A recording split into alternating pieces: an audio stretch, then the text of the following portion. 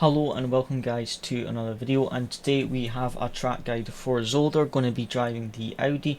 We're going to be having a look at the hot lap I did a few days ago. If you want to have a look at the hot lap or the setups, they're in the description down below. So let's get straight into it after the intro.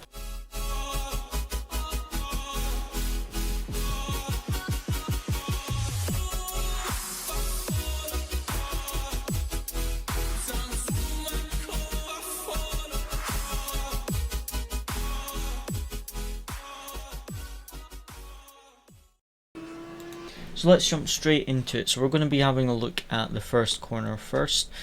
So starting off the lap, it's a left-hander, so we're going to start on the right-hand side. Coming into the first corner, our braking zone is going to be just before this overhead banner. So coming into here, we're braking about here. So as you see, if we look at the cockpit view, you're just starting to lose sight of that overhead banner, and you're maybe about a car length and a half or so away from that banner. Now you want to aim for a late apex here. You just want to use a little bit of the curb, will get very close to it. I turn in slightly early on this lap, so I use just a bit too much curb, but it was still fine, still stable. But you don't need to use as much curb as I do here. You're fine just getting nice and close to this first part of the curb, but if you want to, you can use all the curb here.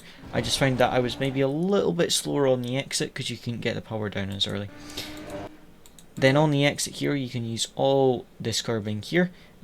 We've got this white line here, so as you see, as long as you're careful for track limits, you're able to use quite a lot here. And obviously be careful not to touch the gravel here because you do lose quite a bit of time. Now coming into this right-hander, you want to start braking around about here. There isn't really any braking boards.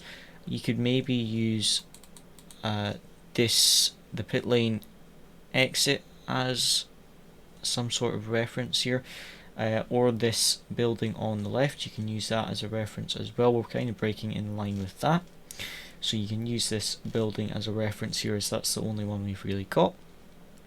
Now here you want to brake into third gear and then drop it down into second just to get you that rotation. Get a fairly late apex as we saw there, and then get on the power nice and early. You usually short shift to third. You can rev it like I do here, but some setups and some conditions, track conditions, etc., you will need to short shift into third there. On the exit here, you can use a decent amount of curbing, but because you're turning right, sometimes if you use too much, you just lose the grip. So you can use that curb, but you don't need to use all of it because sometimes it just costs you lap time. Now coming into this right-hander here, we're going to brake just after that escape road on the left that we just went past. Drop it down into third gear. We want the braking done quite early, and where this curb gets wider here, this is where we're going to aim for as the apex of the corner, as you see here, using a little bit of the curbing, and just get on the power as early as you can. If you can brake earlier, you can get on the power a bit earlier, so you can be full throttle just before the apex and then use all the exit. Do be careful here though, because if you just touch the gravel, you instantly lose like 1/10 of a second. So just be very careful there, but you do want to make sure you're using all the track there, because you do lose quite a bit of time if you don't. Now arguably the trickiest part of this track is this chicane, so we're gonna slow it right down here and have a look at it. So coming into the braking, we're looking at this 100 meter board, and we're going to brake here. So the lamp post just after that 100 meter board, as you see, is basically our reference point. Now what we're going to be doing is we're going to brake it very hard, trail braking it all the way down into second. Now you just have to experiment with the track limits here. Usually it's if you hit these cones, you'll get a track limit penalty, certainly for the left-hander, but sometimes you won't hit the cone and you'll still get track limit, so you just have to kind of experiment with it a bit. But this left-hander curb, you can take a lot of curb here, so you kind of want to aim to really take, as you see, a lot of that curbing. Whereas this right hand curb, if you take too much of that, that's the one that throws the car into a wheelie. So you've got to be a bit more careful with this one. As you see, we're using a little bit of curb, so we're still getting a bit of a jump over the corner, but we're using a relatively smaller amount of curb on this right hander than we would on the left.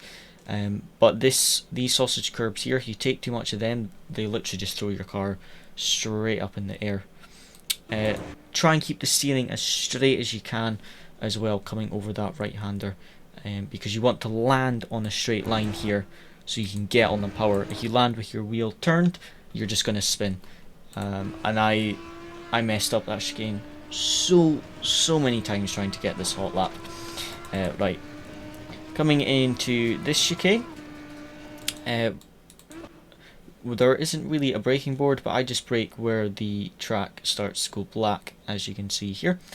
And then we're braking hard, trailing it in second gear, and we're kind of aiming for this point here as the apex, but we don't want to take too much speed into here because we're going to have this tight left-hander here and then this right-hander. So instead of thinking of just this right-hander, think of these three corners. You're thinking of all three corners, so you want a line that's going to allow the optimum amount of speed through all three. So we're going to brake hard, as you see, get a lot of rotation in. Just watch that you don't hit the cone there, because I think it's usually you hit that cone that the track limits are. So as you see, get quite a lot of rotation. So we're coming into this left-hander, and all we're going to need to do is pretty much stay straight, as you see here. We're already aiming for that apex, but because it's so tight on the exit here, we're going to want to either lift off or tap the brakes to stay on the left hand side of the track here, and we'll see why in a second. So as you see, just a little bit of a lift off, you might need to tap the brakes depending on the setup to hold it onto the left hand side here. And what that does is it allows us to open up this right hander, and all we need to do is just a little half lift and then get back on the power. So what you want to really do is on the first part of the right hander of this chicane, you want to slow the car down. Left hander, you just want to lift up and lift off the throttle, sorry, and keep it as far over to the left as you can without costing yourself too much time, so that you can open this right hander. Because here, this next right hander, as you see, just a basic full throttle corner, so you won't be braking until you get to this right hander coming up. So you really want to make sure you get a good exit out that right hander. Now coming into this braking, we're going to be braking in line with the 100 meter board. Depending on your car and your setup, you might be able to brake a tad later or a tad earlier, it just depends. But this is just what we were able to brake at, and we really want to trail the brakes as far as we can. This is going to be our apex. We've got a bit of camber on the curbing, so be careful with your throttle input and your brake input.